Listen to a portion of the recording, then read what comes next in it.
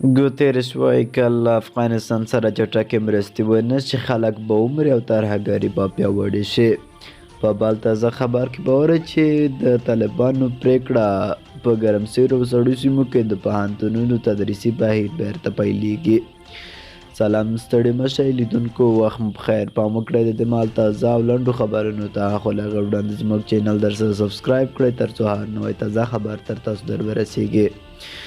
ګوتریش وایي که د افغانستان اقتصاد د سقوط په حال کې دی او د ژغورلو لپاره یې باید ژر تر ژره دغه هیواد ته نغدې پیسې ورسول شي.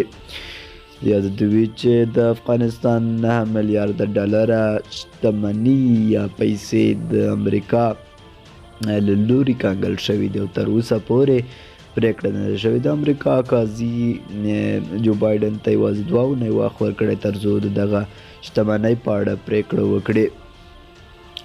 او طالبان بیا له یوه اوږده ځنډ وروسته د پوهنتونونو تدریسي بهیر بیا پیلېږي. د طالبانو د حکومت د لوړو زده کړو وزیر عبدالباقي حقاني بیګا په یوه ویډیو پیغام کې د ګرمسیر او د سردسیر ولایتونو د پوهنتونونو د بیا پیل نیټې اعلان وکړ.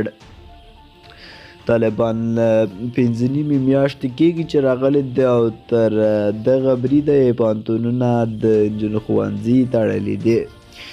د دوی په وینا چې موږ یوه طرحه ورته جوړوو، له هغې وروسته به موږ پرېکړه کوو، خو لا هم د نجونو د ښوونځیو برخلیک نه دی معلوم او نه انګېرل کېږي چې دوی د نجونو ته اجازه ورکړي تر څو ښوونځي